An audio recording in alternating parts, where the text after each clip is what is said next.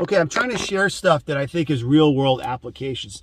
Now, I could keep sharing stocks, options, cryptocurrency, real estate, things like that I'm doing, how I do it, and what's working, what isn't, and what I'm figuring out, and a question I might have. But something I was thinking about on the way here this morning. So, when I get food, I try to get something like, like a no sugar, low carb, protein, keto type thing. Not because it's the answer, but it's instead of getting something that's maybe not so good for me. And what I was saying is, continuity is key, in my opinion. So whether you're a trader, an investor, in any capacity, as you accumulate, your wealth builds, your net worth builds generally, right? Like if you're a cryptocurrency person, other than crashes and depending what you invest in, but let's say Bitcoin you started buying 10 years ago, and Ethereum, even with the dips and everything, you're probably still in a really good place if you started buying it 10 years ago. Real estate, if you bought and held 10, 20, 30 years ago, I'm pretty confident as long as you've been paying it or somebody's been paying it, meaning a tenant, you have equity in your property, and there's a lot of benefits to you holding that property for you yourself, your net worth. If you're, I guess, and this is new to me, if you've been accumulating precious metals for 10, 20, 30 years, I'm pretty confident that you're in a good place with those metals that you purchase, whether it was platinum, silver, or gold, or whatever. And so on and so forth. Same thing with stocks. If you bought Apple and maybe Amazon or Tesla 10, 20 years ago, 30 years ago, Coca-Cola, right? Like companies like that, like Warren Buffett style, you're in a good place, right? Whether they're dividend stocks or just something that you invested in, and you just held them. So, and as you accumulate more money, I mean, granted, there's some stuff that is unsettling with everything going on, but the cash power that you have, or the buying power that you have, and you scale, gives you bigger returns. Like, in other words, if I could buy 100,000 or 1,000,000 shares of a company, I mean, obviously, if I park my money there, I'm going to get bigger returns on dividends. If I was selling covered calls, even at a much higher out of the money strike price, and it doesn't pay as much, but I'm able to sell more contracts, I'm going to get a bigger return, right? And a percentage on my money than most people. So it's just compound, over time. So it's no difference in yourself. If it's, I was talking about a physical thing in the short, and I was saying that if you are eating right and exercising daily, weekly, monthly, annually, it's going to be very evident. People are going to see you. I remember I was almost 300 pounds. I was like 280 something pounds. And, I felt like crap. Like I had sleep apnea. I was snoring. I'd wake up.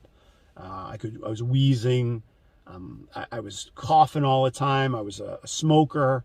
I just didn't feel good. Right. And as well as my confidence, I didn't feel good about myself.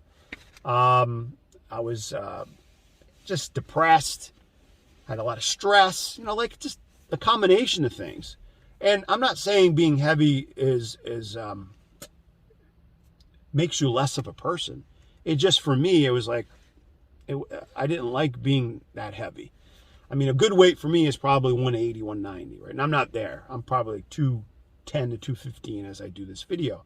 But still, I lost some weight through some practices, daily, weekly, monthly, annually, a little bit, just things that I could do. At first, I did it really drastically because I was panicked, because I was pre-diabetic and I kind of went crazy, and I got down to like 190 something, 193. But because I didn't have any good disciplines and habits, I was just acting extremely and impulsively. I didn't form these habits. And then I started putting the weight back on.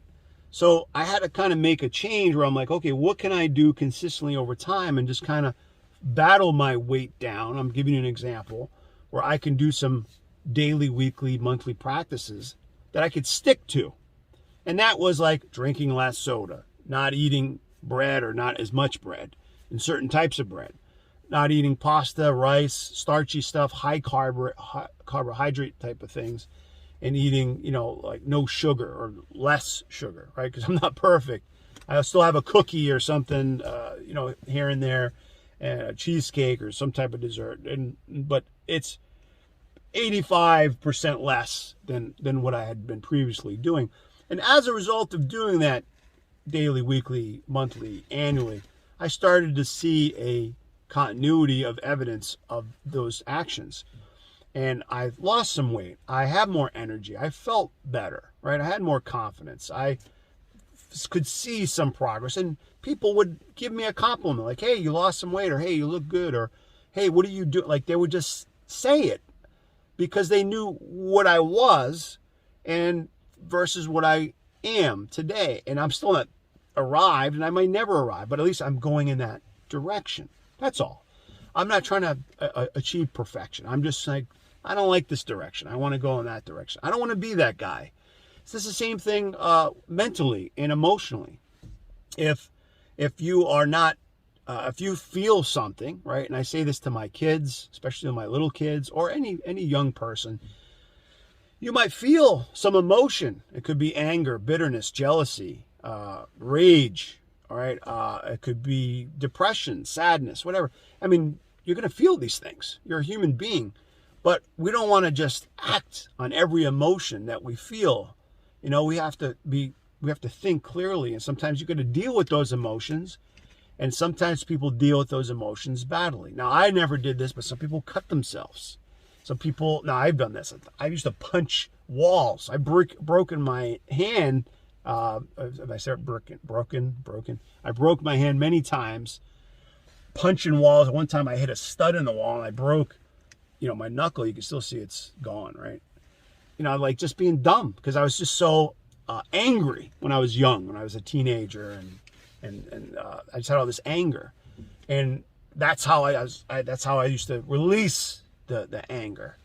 And everybody has a different way. I don't do that anymore, but I'm just saying that there's things that hurt ourselves when we don't know how to deal with these emotions. Some people drink alcohol or do drugs, or they get into certain bad habits that are destructive, versus redirecting that energy and putting it into maybe some type of exercise. Maybe you hit a heavy bag. Maybe you go running for miles. Maybe you do push-ups or some type of calisthenics, or what do they call that? The CrossFit or something where you martial arts, you kind of you deal with that. You re-channel that energy, that negative energy, and you release it. Maybe you dig a ditch. One of my friends in a group I was participating said he used to dig ditches in Vegas. And he said, I never been there, but he said over there the ground is really hard. And he said he would dig ditches to get all that rage and anger out until he was exhausted physically and he just couldn't do it anymore. And sometimes he would release after he let all that anger out physically. Throwing dirt everywhere.